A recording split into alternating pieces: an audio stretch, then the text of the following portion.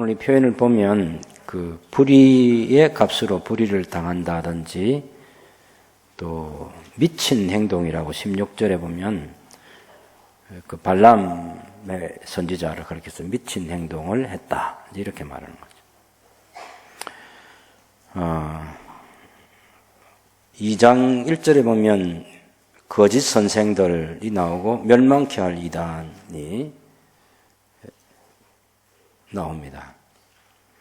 그리고 2절에는 호색하는 자, 이들을 통해서 진리의 도가 비방을 받고 3절은 탐심으로 지어낸 말을 가지고 이득을 삼는 사람들.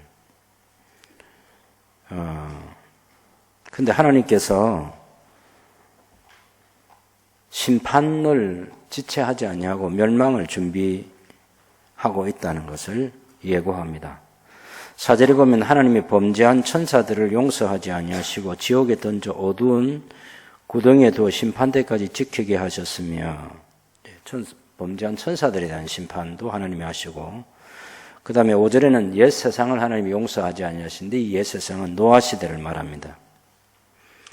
물로 세상을 심판했던 그때 오직 의를 전파하는 노아와 그 7 식구를 보존해 주신 역사인 거죠. 경건치 않은 자들을 세상에 홍수를 내리셔서 심판하셨던 사건입니다. 또 다른 하나님의 심판은 6절에 있는 소돔과 고모라 성을 멸망시키신 일입니다. 그들을 멸망시키기로 하나님이 정하시고 죄가 되게 하셔서 후세에 경건하지 아니한 자들에게 본을 삼으셨다고. 그런데 지금 세상이 이 소돔과 고모라 성을 만들어가고 있는 거죠. 전 세계적으로 소돔과 고모라 성을 만들어가고 있습니다. 하나님은 후세에 경건하지 아니한 자들에게 본을 삼으셨다고 이렇게 말합니다. 우리가 창세기 18장을 읽어보면 하나님께서 아브라함을 선택하신 목적은 의와 공도를 행하게 하려고, 그래서 아브라함을 선택했고 그 아브라함 통해서 모든 민족이 복을 받게 하실 그런 하나님의 설계가 있었습니다.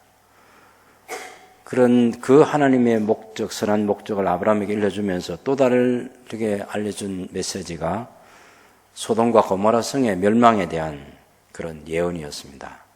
예고를 하신 거죠. 소돔과 고모라 성을 멸망시키겠다. 그것 때문에 이제 아브라함이 자기 조카 롯이 살고 있는 소돔과 고모라를 위해서 기도하게 되고 의인 10명이라도 있으면 용서해 달라는 간곡한 기도를 합니다. 그리고 나서 19장에 보면 의인 10명이 없어서 소돔과 고모라 성이 다 불타게 되는 거죠. 이것을 여기 베드로후서 2장 6절 말씀에는 소돔과 고모라 성을 멸망하기로 정하여 죄가 되게 하셔서 후세에 경건하지 아니한 자들에게 본을 삼으셨다고 이렇게 말합니다. 여러분, 가장 기독교적인 국가가 어디 있겠습니까? 가장 기독교적인 국가, 그래도 가장 기독교적인 국가, 미국이죠. 근데 그 나라에서 가장 반기독교적인 문화가, 그 문화는 성경이 원하는 그런 경건한 문화가 아니고 타락한 문화가 또한 전 세계에서 가장 심한 곳이 또한 미국인 거죠. 미국의 두 얼굴을 우리가 봐야 되겠습니다. 역사를 통해서 교훈을 배우는 거죠. 정치인들이 표를 얻기 위해서 히피족들을 품는 일을 했고 또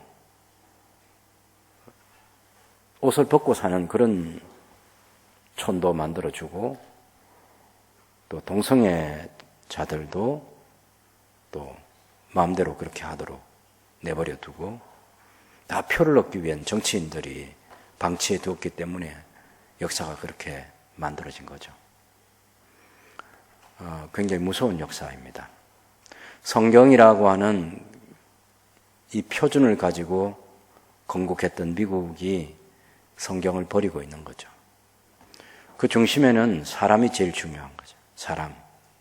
그 사람이 중요한데 사람 자기가 하고 싶은 대로 하게 하는 것. 자기 마음에, 자기 생각에 하고 싶은 대로 법이나 제도를 만들어주는 거죠. 그것이 하나님을 대적하는 것이고 하나님의 왕국을 파괴하려는 그런 악한 사탄의 속임수가 사람들을 그렇게 만들고 있다는 것을 모릅니다. 불의한 시대, 우리가 의인 노아처럼 살아가고 롯처럼 살아가야 된다고 성경은 말하고 있습니다. 여러분 한번 생각해 보십시오.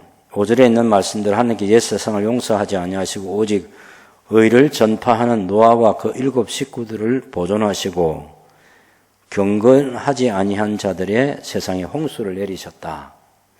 경건이 뭐냐면 생각과 말과 행동을 하나님 중심으로 사는 걸 경건이라 그렇게 말을 해요. 그래서 세세 후손들에게 하나님께서 기대하신 것은 그 세세 후손들이 하나님을 경외하는 삶을 살기를 기대하셨는데 결국 가인의 후손들과 함께 섞여 살면서 점점 죄악의 문화에 빠지게 되고 우리가 창세기 6장을 보게 되면 온 세상에 죄악이 가득하게 됐다 이렇게 말을 해요. 그래서 하나님께서 사람 지으셨음을 한탄하셨다. 물론 인간적인 표현입니다만은 그만큼 하나님의 창조의 목적대로 세상이 움직여지지 않고 하나님께서 하나님 나라를 세워가는 하나님 방식이 제일 1경륜인 창세기 1장에 11장에 보면 가만히 내버려 둬 보는 거죠. 그리고 인간이 잘못하면 그때 한번 또 수습책을 내시고 또 맡겨주고 한번 기다려 보시고 또 잘못하면 또 대책을 세우시고 하는 그런 방식으로 아주 소극적인 방법으로 하나님의 나라를 세워 가실 때 그때 노아 시대까지 맞이하게 된 거죠. 노아와 그 7 식구, 세 아들과 자부들과 노아의 아내와 그 8명 말고는 다 심판해서 죽이셨던 그런 무서운 형벌이 노아 시대에 있었죠. 노아가 방주를 약 100년이 가까운 그런 시간을 수십 년 동안 그 방주를 만들면서 그 의인으로 살았거든요. 의를 전파하고 살았다 이렇게 말을 하고 있어요. 그것이 잘못된 것이라고 경고하고 하나님이 심판이 있을 것이라고 경고하면서 바르게 살아야 된다고 호소하는 것이 노아의 삶이었다 그렇게 보시면 되겠죠. 당연히 노아 아버지도 동의해 줬을 때고 노아 아버지는 홍수 나기 5년 전에 죽었는데 그 홍수 그 방주를 건축할 때 만들 때 당연히 같이 있었다고 이렇게 보는 것이 정상적인 우리의 추측이라고 봅니다. 그런 이제 노아의 아버지는 홍수 있기 전에 하나님이 데려가신 거죠. 어쨌든 노아 시대 전체가 죄악으로 관영했을 때 의로운 사람 노아는 세상이 그렇게 온 세상이 악을 향해서 달려가도 하나님을 경외하는 마음으로 살았던 사람이고 자기뿐만 아니라 자기의 아들들도 자기의 자부들도 하나님 중심으로 살자고 그렇게 해서 가정을 이끌었던 사람이 노아인 거죠. 그래서 온 세상이 심판을 받을 때 그때 노아의 그 어려운 행동 또 그것을 따라주는 가족들이 함께 구원을 받았다. 불의한 시대에 우리가 어떻게 살아야 되느냐 노아와 그 7 식구처럼 같이 살아가는 거죠. 그런 마음과 태도를 가지고 살아야 돼요. 여러분 이 세상의 죄악을 우리 힘과 우리 능력으로 막을 수 있다고 성경 그렇게 얘기하지 않습니다. 인류 역사에 이 세상을 천국으로 만들고 싶었던 사람들이 있고 실제로 천국이 될 것이라고 생각했던 사람들이 있어요. 여러분 잘 알고 있는 유토피아라는 그런 말 알고 있잖아요. 지상 낙원이 만들어질 수 있다. 인간의 노력으로. 그런데 역사는 그것이 다 헛된 꿈이었다고 말하는 거죠. 제1차 세계대전, 제2차 세계대전 그것이 얼마나 무서운 전쟁이었는지 사람이 그런 악한 일을 할 수 있다는 거예요. 역사를 거슬러 올라가면 훨씬 더 그 이전에 아수르 제국이나 바벨론 제국이나 페르시아 제국, 헬라 제국 때 더 무서운 전쟁들이 있었죠. 그런 것들이 일어나는 것을 보면 인간이 가지고 있는 죄성, 본성이 얼마나 무서운가를 알 수 있습니다. 하나님이 특별한 은혜를 베푸시지 않으면 우리 인간이 그렇게 될 수 있다는 거죠. 그걸 교훈해 주고 있는데도 불구하고 우리 힘과 우리 노력으로 좋은 세상을 만들 수 있다고 생각하는 것만큼 착각이 없는 거죠.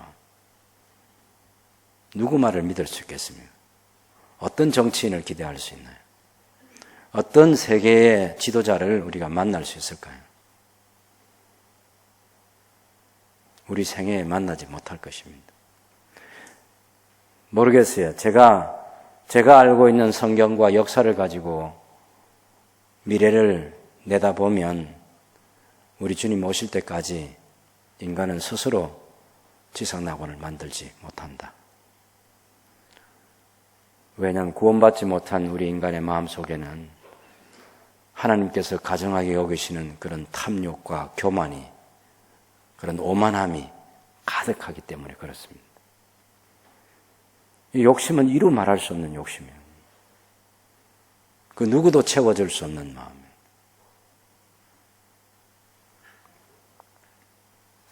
여러분, 이 소돔과 고모라도 한번 보실까요? 소돔과 고모라 성을 멸망하기로 정하였다고 말합니다. 그리고 유황불비를 내려서 재가 되게 하셨죠. 한번 거기 창세기 18장 한번 보십시다, 여러분.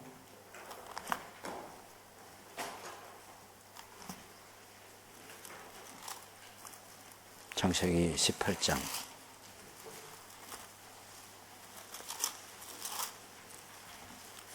17절부터 21절까지 같이 한번 읽어보겠습니다.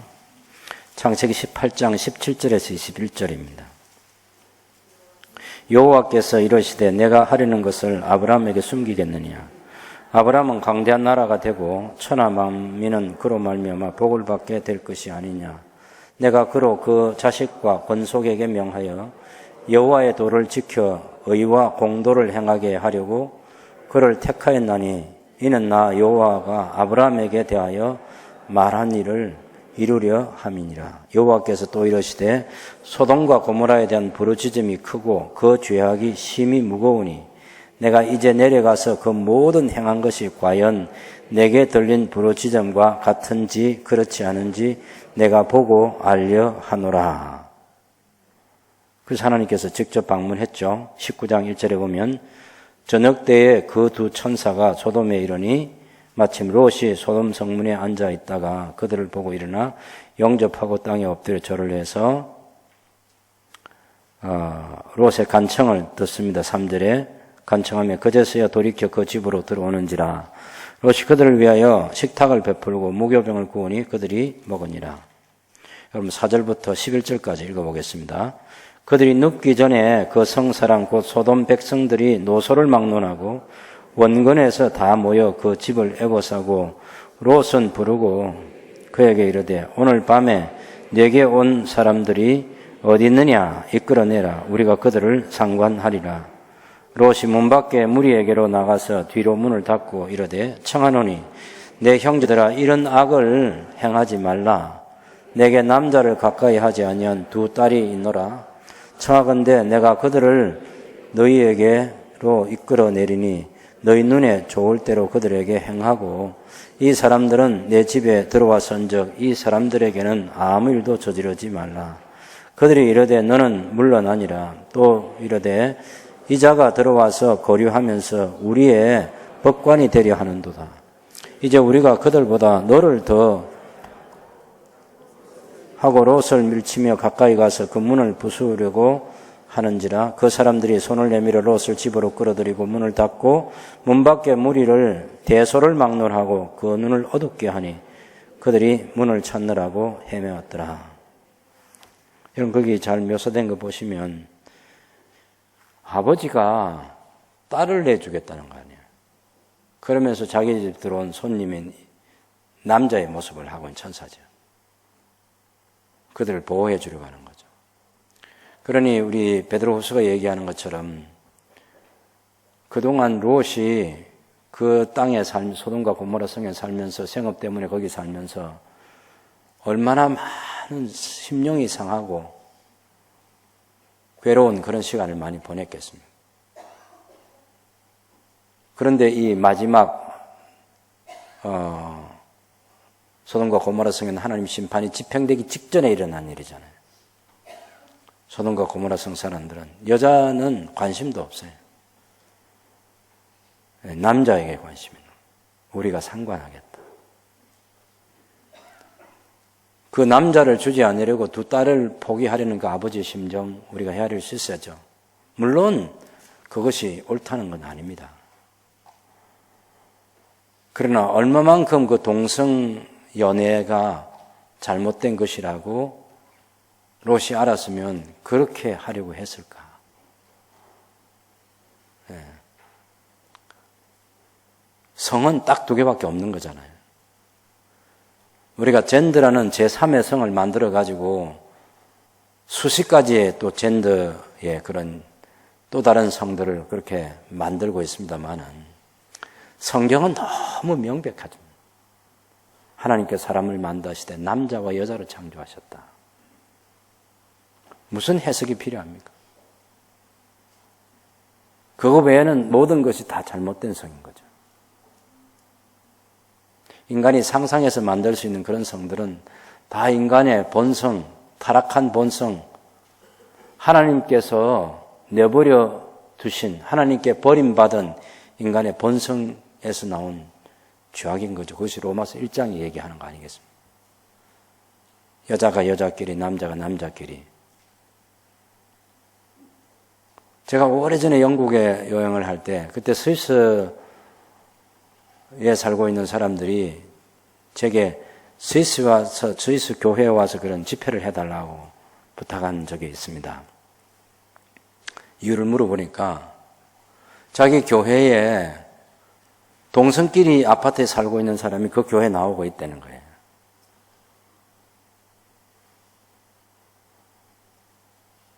네. 동성끼리 아파트 살고 있으면서 교회는 출석하고 있대.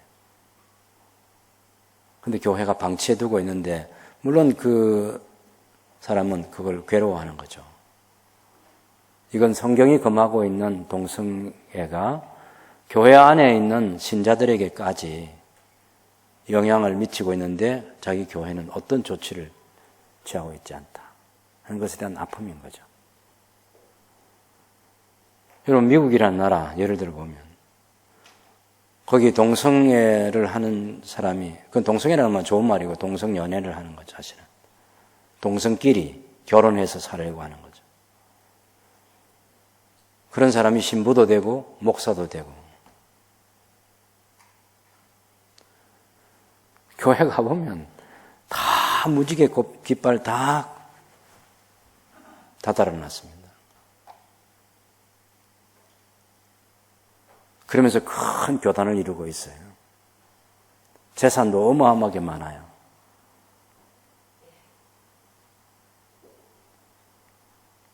성은 둘뿐이잖아.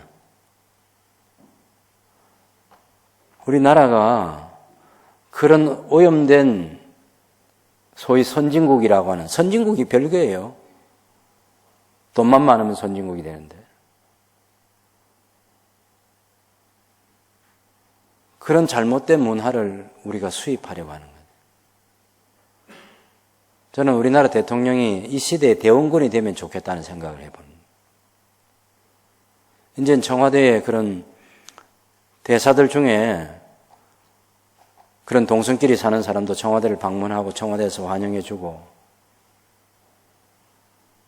대원군이요 지하에서 뻘떡 일어나가지고 어떻게 하고 싶을 거야. 여러분 우리나라는 물론 우리가 종교를 몇 가지로 구분할 때 동일한 조건을 제시하지는 않습니다. 그래도 한국 사람들이 종교라고 인정하는 기독교, 또 우리하고 같은 이름을 쓰고 있는 천주교, 또 불교, 유교 이런 데는 다 그거 인정하지 않습니다. 그건 지금 교회만이 이 반대 운동을 하고 있습니다. 교회만. 너무 이상하잖아요. 이번에 그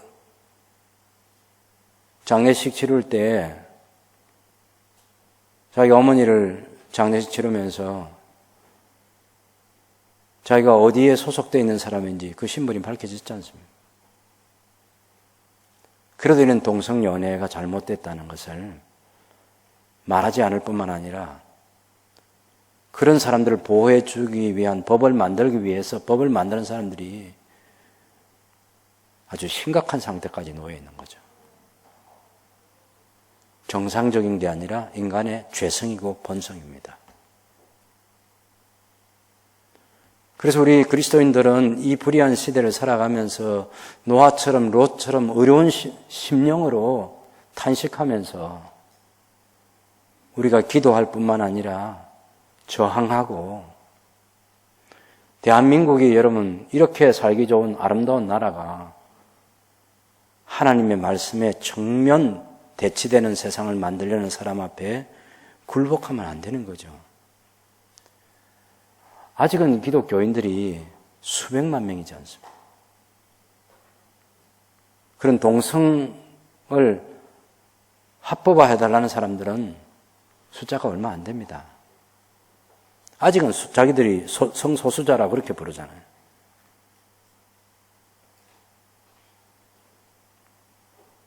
네, 그리스도인들이 깨어 있어야죠. 여러분, 국회의원에 그 간판 다는 사람들이 다 기독교 이름으로 단 많은 사람들이 있어요. 이번에 성소수자 보호에 대한 그 항목 하나 삭제하는데 40명인가 다시 법안을 제출했다고 하는데 기독교인이라고 등록되어 있는 사람의 숫자는 그보다 훨씬 더 많잖아요. 뭐가 두려워서 못 만듭니까? 인간의 죄성을 방치해 두는 거예요. 인간의 본성. 이 탐욕이 무서운 것입니다. 역사를 보면 역사의 그 지도자들 가운데 어리석은 아주 그 고대사에서 아주 어리석은 사람 몇 사람 얘기하는데 그 중에 한 사람이 터키 그 당시에 리디아라고 하는 나라의 왕이었던 그 크로이소스라는 왕.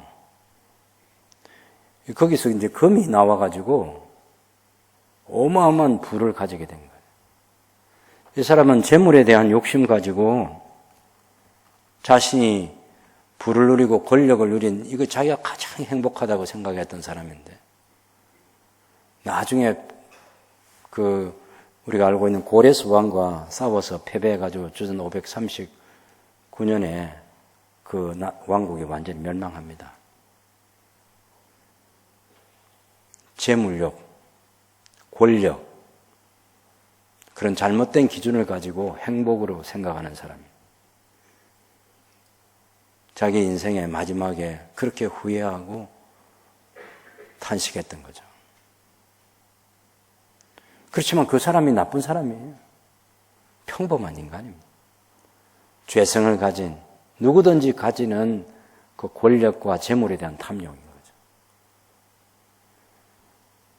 우리 성경 그 에스더의 남편인 아수에르 왕, 역사적으로는 크세르크세스라고 그렇게 소개되고 있는 그 아수에르 왕도 유대인의 전멸 위기에서 에스더의 청을 들어서 유대인을 살려준 거 말고는 잘한 일이 없어 보여요. 그 아버지가 다리오 왕이잖아.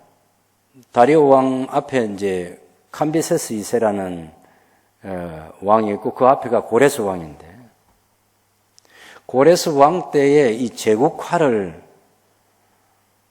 꿈꾸는 사람들을 향해서 고레스 왕이 경고한 게 있어요. 그 꿈을 이루어가다가 노예로 전락할 것이다라는 그런 경고의 메시지였습니다. 그런데 다리오 왕 때에 그 부가 굉장했습니다. 그래서 그리스와 전쟁을 할 때 여러분이 알고 있는 마라톤 전투, 그 전투에서 다리오 왕이 패배합니다. 그리고 그 아들 아수에로 왕으로 이제 왕위가 이어져서 아수에로 왕 때 이 그리스와의 큰 전쟁을 부추기는 사람이 있었습니다. 원래 이 아수에로 왕은 우유부단한 사람이고 처음에는 그 전쟁을 일으킬 생각이 없었습니다. 근데 역사를 보면 그 아수에로 왕의 고종 사촌인 마르도니오스가 있어요. 마르도니오스가. 이 마르도니오스가 이름도 마르도니오스인데 잘 보면 말아먹는 사람 같아요. 마르도니오스. 예, 마르도니오스. 이 사람이 이제 그 아수에로 왕을 부추기는 겁니다. 왕이 전쟁을 일으켜야 합니다. 그리스라는 나라는 너무 아름다운 땅을 가지고 있습니다. 그 땅을 페르시아 제국의 왕이신 당신만이 가질 수 있습니다. 라고 얘기하는 거예요.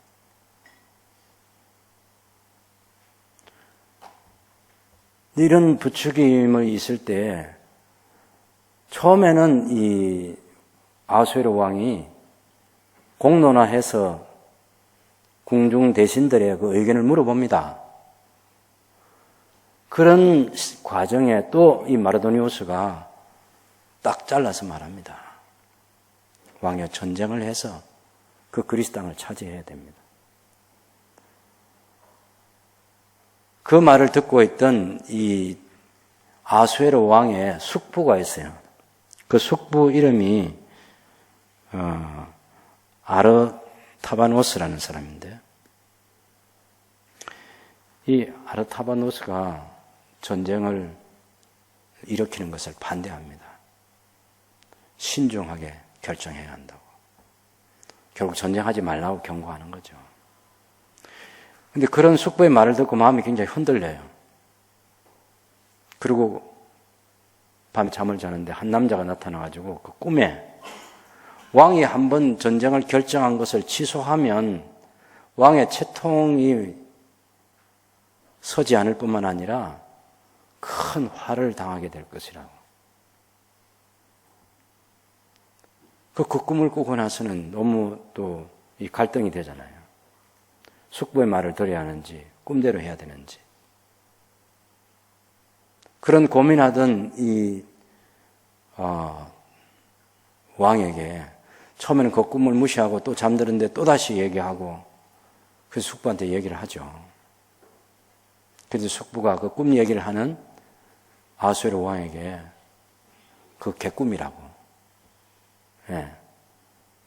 그런 꿈들은 낮에 우리가 걱정하던 것들을 밤에 생각하게 되는 거예요. 그런 개꿈 믿지 말고 전쟁을 하면 안 됩니다. 이렇게 얘기하는 거죠.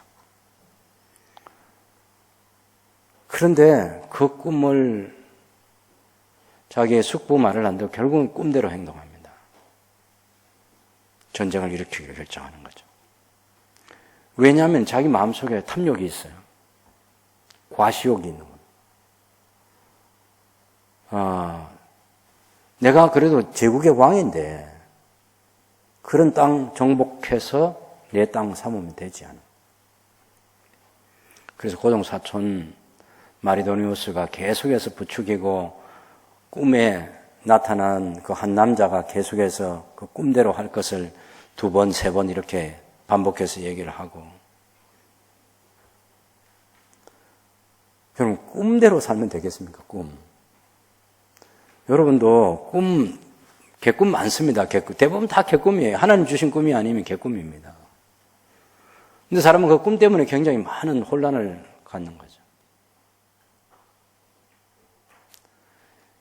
여러분, 역사에 어마어마한 전쟁입니다. 그 아수에로가 일으킨 전쟁. 500만 대군을 이끌고 그리스를 침공하는 거예요.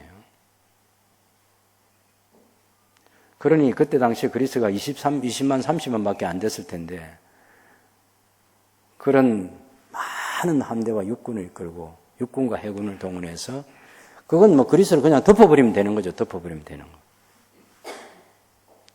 그런 무서운 전쟁을 일으킵니다. 그때 마라톤 전투의 영웅이었던 유명한 장수가 있습니다. 그 장수가 살라미 해전의 영웅이라고 알려진 테미스토클레스라는 그 그리스의 이 장군이 미래를 예측할 수 있는 능력이나 정치적인 탁월한 감각을 가지고 있는 사람인데, 이 사람이 아수에르 왕에게 전령을 보내가지고 거짓 정보를 줍니다. 그렇게 해서 이 그리스 해군을, 그 페르시아의 해군을 유인해가지고 살라미 해전에서 완전히 박살내버리는 거죠. 그래서 결국 이 아수에르 왕의 전쟁은 자기 마음속에 있는 과시하고 싶은 마음, 정복하고 또 정복하는 탐욕, 이런 것들로 해서 전쟁이 일어나는 거예요. 근데 이 그리스의 테미스토클레스가 3단 노선이라는 그 배를 만들어 가지고 아주 신속하게 공격해서 페르시아 함대를 무력화시켜 버려요. 놀라운 것은 뭔지 아십니까? 아수르 왕이 돌아가야 되는데 그리스의 리더들은 그 잔류병이 돌아가지 못하도록 배를 가지고 만든 그 다리를 파괴시키자고 합니다. 그때 테미스토클레스가 변절자가 돼요. 그리고 다시 아수르 왕에게 전령을 보냅니다. 그리스의 장군인 자신이 당신이 살아서 돌아갈 수 있도록 이 다리를 다 파괴하자고 하는데 살아서 돌아갈 수 있도록 하겠다고. 뭘 하는 겁니까? 후일에 아테네 사람들이 자기를 배반했을 때 그때 페르시아의 이 왕에게 도움을 의지하고 흔히 우리가 지금 현재 쓰는 전문 용어로는 보험을 들어두는 거죠. 보험을 들어두는. 그리스가 완전히 페르시아를 끝장낼 수 있는 절호의 기회인데 이 테미스토클레스라는 이 장군이 변절자가 돼가지고 그렇게 하지 못합니다. 물론 이 사람은 나중에 버림을 자기 조국에서 버림받고 페르시아에 가서 죽습니다만은 역사가 우리에게 보여주는 중요한 건 뭐냐면 인간 속에 있는 죄성, 본성, 이것이 얼마나 무서운가 하는 것을 보여주는 거예요. 어마어마한 사람들을 죽음으로 내모는 거예요. 그 사람이 안 하려고 해도 주변에서 부추겨가지고 그 일을 하게 하는 거예요. 여러분, 지금도 저나 여러분이 똑같이 대한민국 땅에 살고 있으면서 우리나라 뉴스와 또 세계의 그런 뉴스들을 우리 접하면서 도대체 이 나라가 어떻게 갈 거냐, 세상이 어떻게 될 거냐고.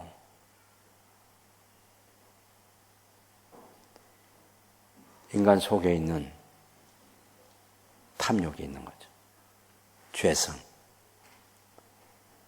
여러분, 무서운 것은 그리스가 그런 살라미 해전에서 승리하고 페르시아군을 물리치고 그렇게 하지만 나중에는 그 아테네가 제국의 길을 걸으려고 맺었던 그런 델로스 동맹을 파괴하고 그러다가 그것과 또 맞서는 펠레폰네소스 그런 동맹이 생겨나고 아테네와 이 스파르타가 전쟁을 일으켜서 아주 비참한 역사의 그런 일들이 일어나게 됩니다. 그 그리스의 자부심, 자긍심이라고 하는 거죠. 페르시아 제국을 물리쳤다는 것입니다. 대단하지 않습니까, 여러분? 근데 그걸 아테네가 욕심을 가져요. 자기가 이제 그리스의 맹주가 되는 그런 욕심을 갖는 거죠. 그렇게 해서 그 동족 내전이 일어나가지고 같은 그리스 사람끼리, 같은 언어를 사는 사람끼리 우리나라 6.25 전쟁과 같은 그런 무서운 전쟁이 일어나서 사람을 죽음의 길로 내보는 거죠. 무엇이냐면 인간 속에 있는 죄성이라는 것입니다. 본성이라는 거예요. 탐욕이라는 거예요. 그걸 본인이 그렇게 마음속에 있는 그 생각대로 역사를 만들어가는 사람도 있겠지만 주변에서 부추기는 거죠. 그래서 우리가 누가 그 사람의 참모가 됐다 그러면 겁이 나는 거예요. 야, 전부 다 그쪽 사람이네. 그런 거 있잖아요. 미국의 최고 지도자인 트럼프 대통령도 그 주변 사람들이 뭘 부추기는지 어떻게 압니까? 중국의 시진핑 주석도 마찬가지일 거고 러시아의 푸틴 대통령도 마찬가지 아니겠어요? 똑같은 인간의 죄성을 가지고 있고 탐욕을 가지고 있고 과시욕을 가지고 있고 권력욕을 가지고 있고 물욕을 가지고 있는 거죠.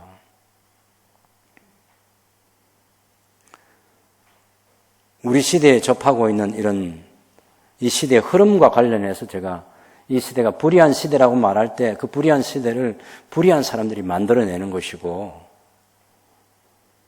하나님이 의롭다 한 하나님 나라 백성으로서 우리가 어떻게 살아야 되느냐. 그런 불의에 저항하고 우리가 할 수 있는 힘을 모아야 되는 거죠. 오늘 아침에 보았던 시편 58편에 보면 그런 통치자들을 향해서 왜 어려운 길이 아닌 것을 보면서 잠잠하느냐. 하늘의 대법관이신 하나님께 그 재판관들을 향해서 불의한 재판이 일어나고 있는데 왜 잠잠하는 침묵을 지키고 있느냐고. 그것이 우리를 향한 하나님의 말씀이기도 하는 거죠. 이 시대를 향해서 그리스도인들이 뭐 하고 있냐.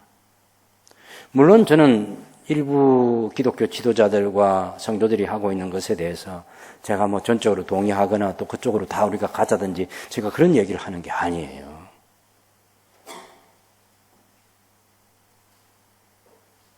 만들어진 이 국가를 굉장히 소중히 여겨야 되는 것이고 민족 공동체를 소중히 여겨야 되는 것. 그 가치는 우리가 가볍게 생각하면 안 됩니다. 그리고 함부로 개인에 대해서 저주하거나 자기에게 손해된다고 해서 개인적인 복수를 하거나 그거는 당연히 안 되는 거죠. 하나님과 하나님의 왕국을 대항하는 그런 세력들에 대해서 언약의 하나님께서 심판하시기를 오늘 시편 58편 6절에 보면 하나님 그들의 일을 꺾으시고 어금니를 깨트리시고 하나님이 심판하시도록.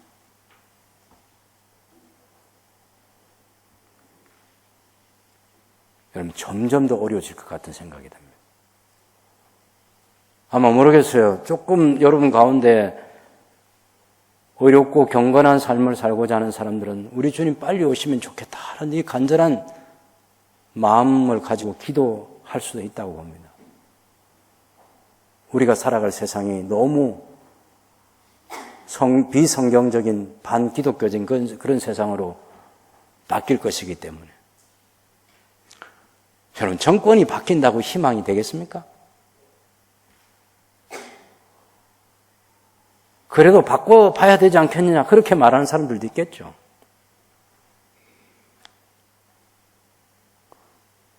여러분 지금 우리가 염려하는 이 법들을 누가 만들었습니까? 기초를 누가 놓았습니까?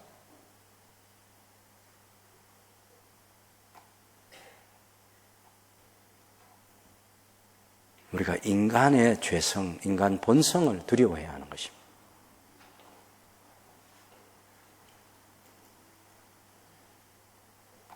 어려운 노아가 그립습니다. 그 가족들이. 온 세상이 죄악으로 간영해서 하나님의 심판이 불가피한 그런 시대도 하나님을 경외하며 살았습니다. 소돔과 고모라 성은 그냥 하나님께서 이거 시범 케이스인 거죠. 왜냐하면 아브라함을 통해서 그 창세기 18장 19절에서 얘기하는 것처럼 여호와의 도를 지켜 의와 공도를 행하게 하는 그런 나라를 하나님께서 원하시는데 소돔과 고모라 성은 정반대의 길을 걸어가고 있는 거예요. 그래서 그 성을 깨끗하게 잿더미로 만들어버린 거예요. 하나님께서 뭘 원하시는지를 보여준 역사입니다. 제가 연합 집회 때도 동일한 말씀으로 말씀드렸고 지금도 똑같은 말. 우리가 그렇게 되지 않는 세상 보면서 탄식하는 우리 마음이 있느냐 하는 것. 하나님의 나라가 임하지 않고 하나님의 뜻이 이루어지지 않고 하나님의 이름이 높임을 받지 않는 이 세상을 보면서 우리 마음 가운데 탄식하는 그런 마음과 기도가 있느냐 하는 것입니다. 적어도 그 자리는 누구나 다 해야 되는 거예요. 그래야 어려운 노아가 되고 어려운 롯이 되는 거죠. 어려운 심령으로 상한 마음을 가지고 살아가는 거 아니겠습니까?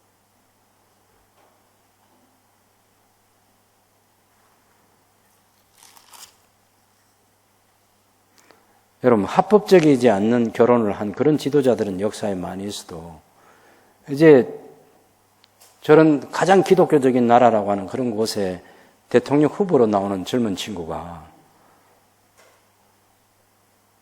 그런 성소수와 결혼을 해가지고 같이 살아가면서 미국 대통령이 되려고 하는 거죠. 가장 지지를 많이 받고 있습니다. 갑자기 나온 지도자예요. 제가 들어보니까 자기가 그 시장 시절에 실업률을 많이 없애고 그래가지고 작은 시에 시장을 역임했는데 민주당 후보들이 나이가 너무 많은 사람들이잖아요. 그래서 이 젊은 친구가 떠오르는 거죠. 어떻게 될지 모르겠습니다. 그러나 그 나라가 우리 눈앞에 펼쳐진 게 당장 뭡니까? 11월 30일 날 퀴어 프레이드 한다는 거. 이런 일에도 우리 그리스도인들이 당연히 우리는 이 땅이 동성연애자들의 그런 도시로 변화되는 그런 창원과 대한민국이 아니라 거룩한 하나님의 나라가 임하기를 바란다는 이 소리를 내야 하는 것이고 기도하고 행동해야 하는 것이죠. 최소한 그 정도는 우리가 할 수 있어야 된다. 어떻게 될지는 모르겠습니다. 그런 역사의 대주관자이신 하나님께 맡기고 우리가 할 수 있는 상한 심령으로 살아가는 것, 불의한 시대에 어려운 하나님의 사람이 되려고 노력하는 것, 그 삶을 끝까지 함께하는 복된 새순교회 성도들이 될 수 있기를 바랍니다.